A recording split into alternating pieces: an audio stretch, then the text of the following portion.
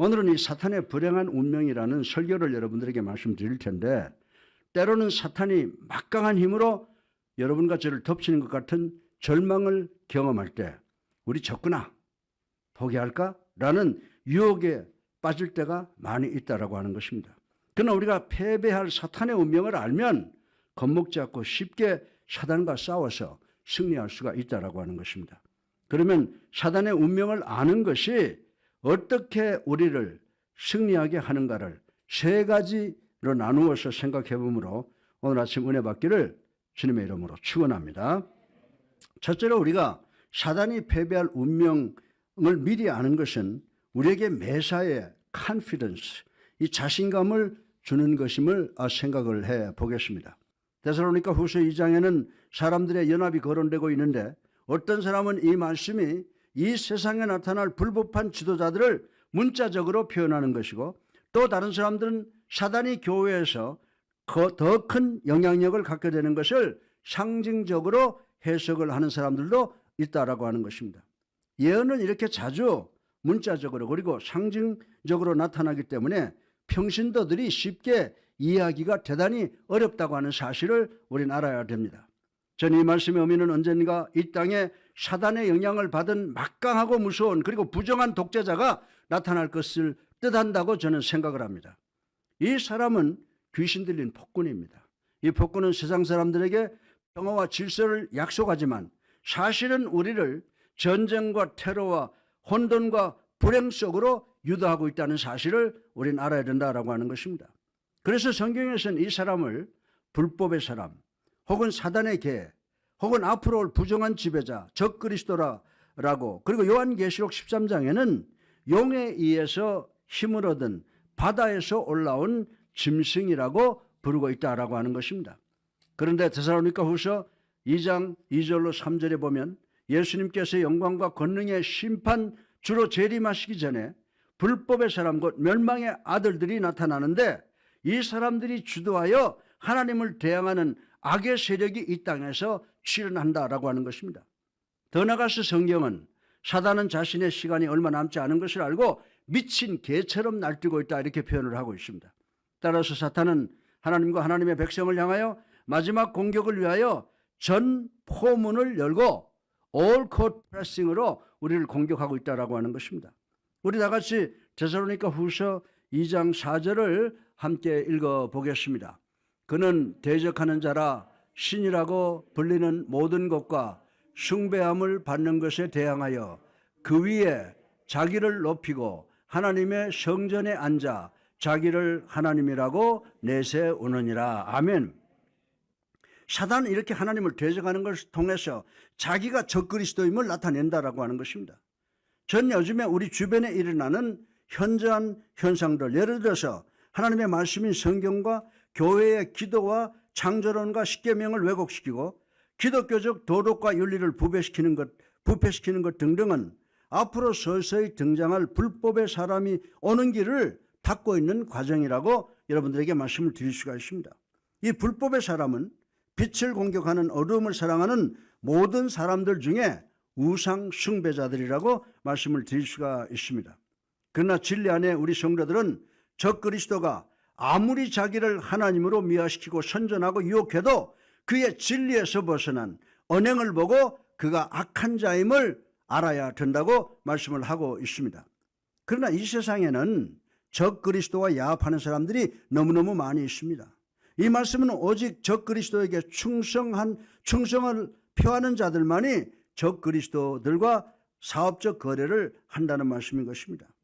요한계시록 13장 16절로 17절에 보면요, 짐승은 높은 자나 낮은 자나 부자나 가난한 자나 노예나 자유인이나 다 그들의 오른손이나 이마에 표를 받게 한다라고 하는 말씀이 기록되어 있습니다.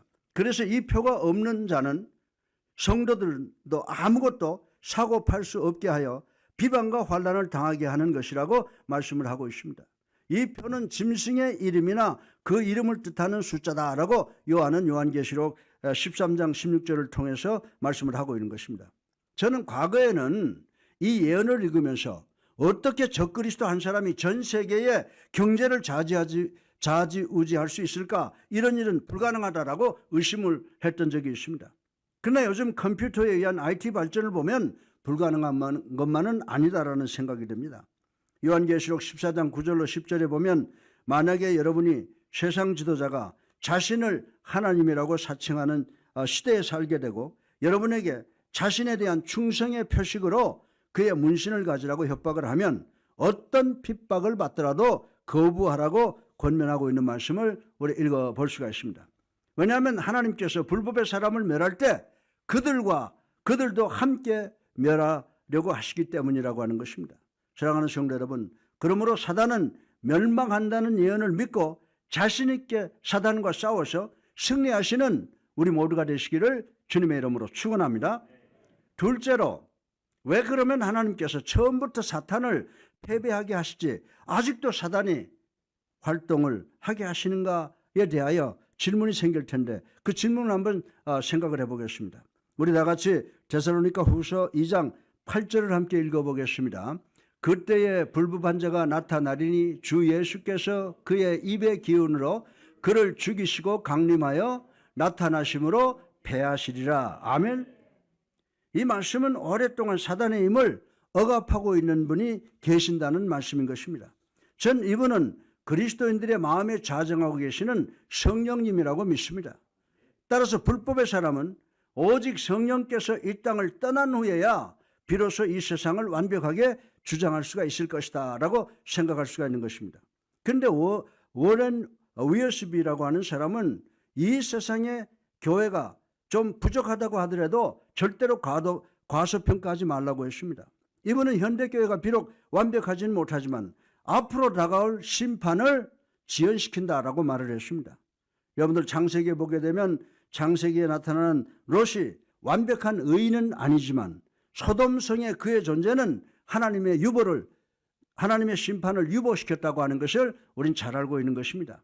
따라서 저는 우리가 기다리는 것은 적그리스도가 아니고 이 세상으로부터 교회를 구원하시기 위해서 공중으로 재림하시는 예수 그리스도를 기다려야 된다고 확실히 믿습니다.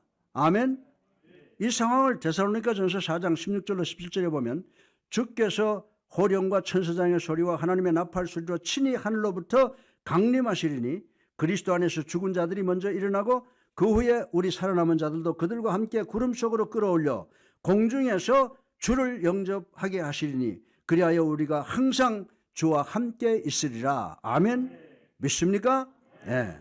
저는 이 말씀을 통하여 예수 그리스도의 재림은 두 단계로 이루어진다고 말씀을 드리고 싶은 것입니다. 예수 그리스도께서 사단과 그의 추종 세력인 마귀를 괴멸시키기 위해서 이 땅에 오실 때 공중으로부터 오셔서 먼저 당신의 교회를 구하신다고 하는 것입니다. 그리고 믿는 자를 자기들이 원하는 삶을 살라고 뒤에 남겨둡니다. 그러나 적그리스도인들은 몇 가지 그리고 아주 저급한 초자연적 능력을 일으키므로 사람들로 하여금 자신의 거짓말을 믿게 하려고 합니다. 이 거짓말은 사단이 에덴 동산에서 하와에게 한 거짓말과 똑같은 것이라고 하는 것입니다. 사단은 하와에게 내가 의지하고 믿을 하나님은 없다. 너는 내가 살고 싶은 대로 살고 내 마음대로 내 하나님을 만들어라 라고 거짓말을 합니다. 사람들은 적그리스도에 대하여 쏙 빠지는 경우가 많습니다. 왜냐하면 적그리스도는 우리 인간들의 감정과 행위에 완벽한 자유를 주는 것 같은 말을 하기 때문입니다. 그러나 바울 선생은 데살로니가 후서 2장 3절을 통하여 사단의 멸망을 명확하게 예언을 하고 있습니다. 8절에 예수님께서 예수님의 입의 기운으로 사단을 죽이시고 강림하셔서 사단을 패하실 것이라고 말씀했습니다. 12절에 진리를 믿지 않고 불의를 좋아하는 모든 자들로 심판을 받게 하겠다고 말씀하신 것을 우리는 기억해야 되는 줄로 믿으시기 바랍니다. 이 말씀의 의미는 불법자는 멸망하게 되어 있으니 그리스도인은 진리 위에 굳게 서라는 권면이라고 말씀을 드릴 수가 있습니다. 주변 여건이 너를 잡아먹으려는 것 같아도 실망하거나 좌절하지 말라, 포기하지 말라. 왜냐하면 우리 구주 예수 그리스도께 오셔서 사탄의 머리를 치고 반드시 승리하실 것인 줄로 믿으시기를 주님의 이름으로 축원합니다. 마지막으로 패배할 것 같은 우리 그리스도인들에게 유일한 소망이 있다라고 하는 것입니다. 그 유일한 소망은 주 예수 그리스도의 승리임을 믿으시기를 주님의 이름으로 축원합니다. 우리 다 같이 고린도전서 15장 58절을 함께 읽어보겠습니다. 그러므로 내 사랑하는 형제들아 견실하며 흔들리지 말고 항상 주의 일에 더욱 힘쓰는 자들이 되라. 이는 너희 수고가 주 안에서 헛되지 않은 줄 알미라. 아멘. 요한계시록 20장 10절과 마태복음 25장 41절에 보면요, 사단의 궁극적 운명은 단순히 불과 불의 유황못에 던져지는 영원한 패배라는 것을 나타낸 것만이 아니라 지속적인 고통을 제공하는 심판의 불, 즉 영원한 형벌, 영원한 패배라고 하는 것을 나타내주고 있는 것을 우리는 반드시 기억해야 되는 줄로 믿으시기 바랍니다. 이 두 말씀은 대단히 어려운 질문을 줍니다. 만약에 하나님께서 파괴할 능력을 가지고 계시다면 왜 지금 하시지 않으실까요? 더 나아가서 왜 태초의 에덴 동산에서부터 처음부터 치지 않으셨습니까? 라고 질문이 생겨날 것입니다. 저는 하나님께서 왜 처음부터 사단을 멸망시키지 않으셨는지 답변할 수가 없습니다. 그러나 하나님의 생각은 우리의 생각과 다르고 하나님의 뜻은 우리의 뜻보다 높다라고 하는 것을 저는 알고 있습니다. 그러나 저는 이것을 이렇게 생각을 해봅니다. 하나님께서 사단을 멸망시켰다고 하셔도 우리는 우리의 부패된 죄의 본질 때문에 아니면 주변의 죄의 본능적 압력 때문에 다시 죄를 지으려는 유혹을 받게 됩니다. 어쩌면 하나님께서 사단으로 하여금 자기 부하인 마귀들로 하여금 이 세상에서 자유롭게 활동하게 허락할는지도 모르겠습니다. 왜냐하면 우리 모두가 기고만장하지 않게 하기 위함이라고 하는 것입니다. 베드로 선생은 5장 8절에 베드로 선생은 마귀를 허기진 사자로 표현을 하고 있습니다. 요한계시록 20장 11절을 시작을 해서 우리의 장래에 대한 경고를 하고 있습니다. 사단을 따르는 자는 사단과 함께 심판을 당하리라고 예언하신 이 말씀을 우리는 반드시 기억해야 되는 줄로 믿으시기 바랍니다. 지옥은 변질된 천사나 사탄만 가는 것이 아니라 하나님을 거부하고 사단의 종이 된 자들도 가게 된다는 사실을 우리는 반드시 기억해야 된다고 하는 것입니다. 그러나 요한계시록 20장 11절로 15절에는 여러분이 예수님을 여러분의 구세주로 살아계신 하나님의 아들로 그리고 예수 그리스도의 갈보리 언덕 십자가의 죽음이 여러분을 구원한다고 믿고 그분을 의지하고 순종하면 우리 주님께서 우리의 모든 죄를 깨끗하게 씻어 주실 것임을 명확하게 가르쳐주고 있는 말씀을 우리는 이해해야 되는 줄로 믿으시기를 바랍니다. 여러분은 주님의 은혜로 구원받습니다. 그 후 여러분의 이름이 생명록에 기록될 것입니다. 그러나 생명록에 이름이 기록되지 않는 사람은 생명록에 기록된 자기 이름 대신에 행위대로 심판을 받게 된다고 요한계시록에 분명히 설명을 하고 있습니다. 그런데 거기에 보면 백보자의 심판이라는 게 나오죠. 이 흰보자의 심판은 하나님께서 생명책을 여시고 이름 없는 사람은, 믿지 않는 사람들은 자기의 행위대로 심판하시는 심판장을 의미하는 것입니다. 생명록에는 사람들이 행한 모든 행위가 다 함께 기록이 되어 있는데 이 모두는 하나님의 영광에 이르지 못한다고 하는 것입니다. 왜냐하면 우리가 의로운 행위라고 생각하는 모든 것이 하나님 앞에서는 다 떨어진 걸레와 같다고 말씀을 하고 있습니다. 왜냐하면 우리가 한 모든 행위는 바른 동기나 태도로 하지 못하기 때문입니다. 그러므로 우리가 행한 모든 것이 백일하에 드러나게 됩니다. 그러면 우리는 하나님 앞에서 변호할 길이 없습니다. 우리 모두는 죄인입니다. 대부분의 사람들은 요한복음 3장 16절 모르는 사람이 없죠. 모두가 다 잘 아는데 소수의 사람은 많이 요한복음 3장 36절을 알고 있습니다. 하나님께서는 요한복음 3장 36절을 통하여 심판의 날에 우리는 하나님의 은혜 아래 있든지 하나님의 진노 아래 있게 된다고 설명을 하고 있습니다. 우리의 이름이 어린 양의 생명록에 기록되어 있든지 행위의 책에 기록될 것을 의미하고 있다고 하는 것입니다. 오늘 여러분이 자주 들을 수 없는 말씀을 제가 하나 드리겠습니다. 요즘 종교들은 듣기 좋은 말만 하는 경우가 많습니다. 그러나 여러분에게 듣기 좋은 말 하는 것은 내가 할 일이 아니라고 저는 분명히 말씀을 드리고 싶은 것입니다. 내가 할 일은 여러분에게 성경이 말씀하는 것을 전하는 것뿐이라고 말씀을 드릴 수가 있는 것입니다.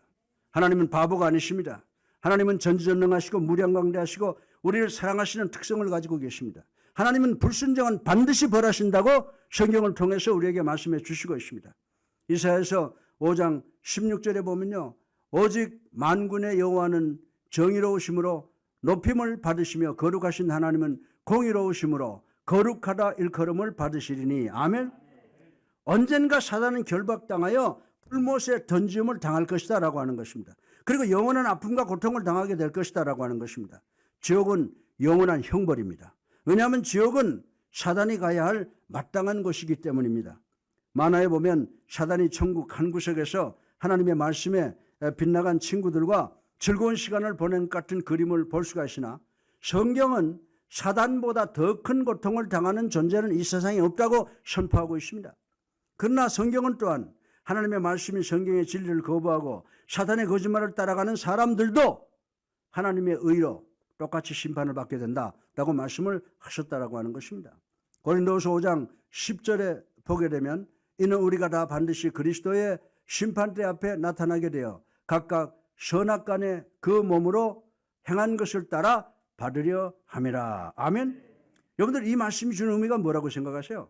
이 말씀의 의미는 지옥에서 우리 죄인들이 받는 모든 형량이 똑같다는 것이 아니라는 사실을 우리는 기억해야 되는 줄로 믿으시기 바랍니다. 지옥의 형량은요, 각각 다 다릅니다. 그래서 행위의 책이 있는 것입니다.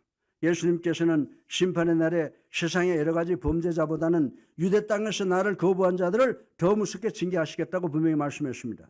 그러나 하나님은 완벽히 의로우신 분이시므로 하나님의 심판은 각자 범죄의 종류와 크기에 따라서 완벽하게 내려질 것이다 라고 하는 것입니다. 하나님은 지나치게 무서우시지도 지나치게 관대하시지도 않으시며 하나님의 판결은 완벽하다는 사실을 우리는 이해해야 되는 줄로 믿으시기 바랍니다. 따라서 지옥에 떨어진 사람 가운데 불공평한 판결을 받았다고 불평할 자격을 가진 사람은 아무도 없다라고 하는 것입니다. 하나님께서 지옥을 만드신 것은 의로우신 분이시기 때문입니다. 그리고 하나님께서 지옥을 만드신 또 다른 이유는 죄인들로 하여금 회개하게 하기 위한 동기부여의 목적이 있다고 저는 생각을 합니다. 성경은 사람들이 하나님을 두려워하는 것이 지혜의 근본, 지혜의 시작이라고 말씀했습니다. 여러분들, 초등학교 앞을 올라가는 길에 상당히 높은 스피드 범퍼가 촘촘하게 가설되어 있으므로 운전자들이 부주의로 범퍼를 치고 지나가면 자신의 머리로 자동차의 천정을 받게 되는데 대단히 아프다고 하는 것 아마 경험해 보신 분들이 계실 것입니다. 그런데 여러분, 저는 이 스피드 범퍼를 한번 받고 나면 속도를 줄이고 조심조심해서 운전을 합니다. 왜냐하면 저는 속도 조절을 하지 않고 달리다가 당할 결과를 알기 때문입니다. 그런데 길에다가 스피드 범퍼를 설치한 분들은 운전한 사람들을 골통을 먹이기 위해서 하는 것이 아니고 아이들을 사랑하고 아이들의 보호를 위해서 설치했을 것이라고 저는 믿습니다. 또한 우리 운전자들의 유익을 위한 목적도 있을 것입니다. 우리 중에 불행하게 아이를 치어 죽게 하면 우리의 삶이 끝이 나기 때문인 것입니다. 어린아이 보호구역이라는 사인을 붙인다고 해서 모두가 어린아이를 사랑한다고 해서 자동차의 속도를 낮추지를 못합니다. 그러나 민식이법이 있어서 처벌받을 수 있다는 경고가 우리로 하여금 차를 서행하게 한다라고 하는 것입니다. 우리의 행동 변화의 동기를 제공한다라고 하는 것입니다. 마찬가지로 하나님께서는 우리가 나가는 길에 지옥을 만들므로 앞에 위험이 있다는 경고를 우리에게 주심으로 우리 마음에 죄짓지 않도록 결단하게 하려는 의도가 있다는 사실을 우리는 아셔야 되는 줄로 믿으시기 바랍니다. 우리가 하나님께서 여러분을 사랑하십니다. 예수 그리스도께서 여러분을 위하여 돌아가셨습니다. 주님께서 여러분이 죽으면 천국으로 인도하기를 원하십니다. 그러나 이런 거면은 대부분의 사람들이 감동받지 못하고 동기유발을 시키지 못한다라고 하는 것입니다. 따라서 하나님께서 우리가 당신의 말씀을 무시하거나 거부하면 무섭고 불행한 결과를 초래하게 된다는 경고를 우리에게 주시고 있다는 사실을 우리는 알아야 되는 줄로 믿으시기 바랍니다. 우린 대단히 자주 성도들에게 지옥을 전함으로 겁을 주거나 협박을 해서는 안 된다라고 생각하는 경우가 있습니다. 그렇습니까? 만약 그것이 사실이라면 왜 주님께서 지옥에 대해서 천국보다 더 많은 말씀을 하셨습니까? 예수님께서 여러분에게 마태복음 5장 30절에 뭐라고 말씀했습니까? 또 내 오른손이 너를 죄짓게 하면 그 손을 잘라버려라. 몸의 한 부분을 잃을지라도 온 몸이 지옥에 떨어지지 않는 것이 더 나으니라. 아멘? 아멘이죠. 예수님께서 누가복음 16장 22절 24절에 이렇게 말씀하십니다. 어느 날 거지가 죽어 천사들의 인도로 아브라함의 품에 안겼고 부자도 주고 땅에 묻혔다고 했습니다. 부자가 지옥에서 고통을 당하는 중에 쳐다보니 멀리 아브라함이 보이고 나사로의 품에 안겨 있었다고 했습니다. 그래서 부자는 큰 소리로 아버지 아브라함이여 나를 불쌍히 여겨 주시옵소서. 나사로를 보내 손가락 끝에 물을 찍어다가 내 혀를 시원하게 해 주십시오. 내가 불꽃 가운데서 너무 괴로워서 죽을 지경입니다라고 부르짖었다라고 하는 말씀이 있습니다. 이 말씀 누가 한 거예요? 예수님이 우리에게 주신 경고의 말씀인 줄로 믿으시기 바랍니다. 그래서 로마서 1장을 보게 되면 인간의 역사가 점진적인 타락으로 멸망의 내리막길을 치닫고 있는데 자신들의 눈앞에서 하나님에 대한 두려움이 없으므로 스스로 멸망의 길로 내려가다가 죽게 되므로 초월적 구원의 손길을 필요로 하고 있다라고 결론을 내린 것을 볼 수가 있습니다. 미국의 포르노 영화 시상식에서 축사자가 나와서 우리 모두 죽어 지옥 갈지라도 오늘은 즐깁시다라고 하는 내용의 만화가 있었습니다. 저는 이들이 지옥으로 가기를 원치 않습니다. 저는 저들을 구원받기를 원합니다. 이들의 모습을 통해서 하나님을 두려워하지 아니하면 저들의 윤리 도덕적 행위에 절제가 없다는 것을 알 수가 있습니다. 잠언 14장 27절에 여호와를 경외하는 것은 생명의 쇠민이 사망의 그물에서 벗어나게 하느니라. 아멘. 네. 제가 오래전에 예수님의 재림에 대해서 연속 설교를 한 적이 있습니다. 첫 설교를 시작하려고 하는데 한 젊은이가 왔습니다. 그 사람은 예수를 믿는 사람이 아니라서 그의 가족들이 그를 위해서 간절히 기도하는 것을 제가 알고 있습니다. 그 순간 저는 오늘 내 설교가 저 친구 다시는 교회에 발을 들여놓지 않게 만들겠구나라고 걱정을 했었습니다. 그런데 그 다음 주일에 예배에 출석을 했습니다. 그 다음 주일도, 그리고 그 다음 주일은 앞으로 나와서 믿고 세례를 받았습니다.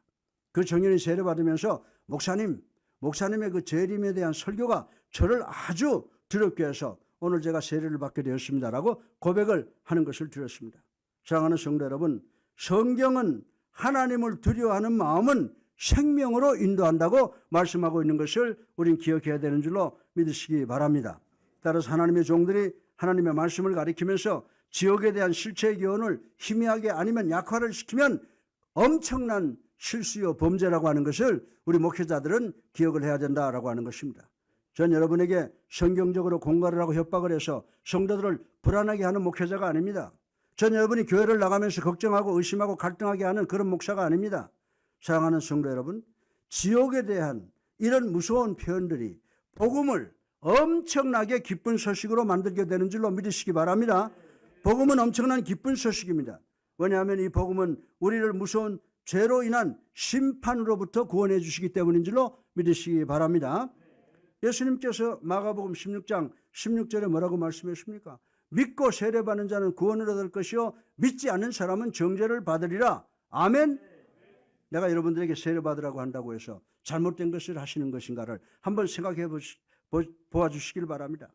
결론으로 이 말씀 드리고 오늘 설교를 마치겠습니다. 얼마 전에 있었던 일입니다. 성도 가운데 전화를 걸어서 다 죽어가는 소리로 목사님 제가 암에 걸렸대요 라는 절망적 소식을 전해왔습니다.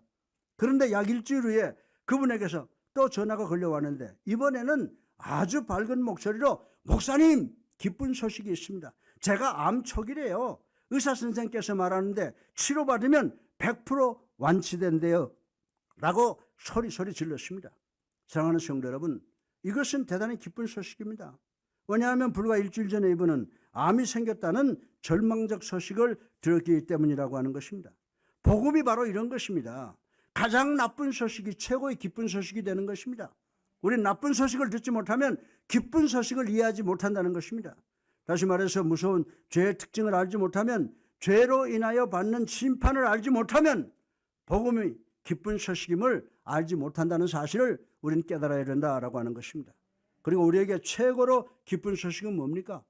요한복음 3장 16절입니다. 우리 다 같이 한번 읽어보겠습니다. 하나님이 세상을 이처럼 사랑하사 독생자를 주셨으니 이는 그를 믿는 자마다 멸망치 않고 영생을 얻게 하려 하심이니라. 아멘.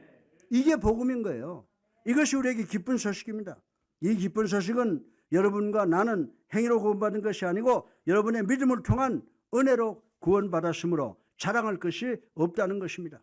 우리는 예수 그리스도의 십자가와 보혈로 우리들의 원죄와 자범죄로부터 오는 그 징계로부터 구원받은 것에 대하여 감사해야 되는 줄로 믿으시기 바랍니다. 언젠가 예수님께서 분명히 공중 나팔을 부시면서 오실 것으로 저는 믿습니다. 예수님께서는 영광의 모습으로 다시 오실 때 여러분의 입김으로 사단을 쫓아버리실 줄로 믿으시기 바랍니다. 이것이 우리로 하여금 매사에 승리로 정리하게 할 엄청난 기쁜 소식인 줄로 믿으시기를 주님의 이름으로 축원합니다.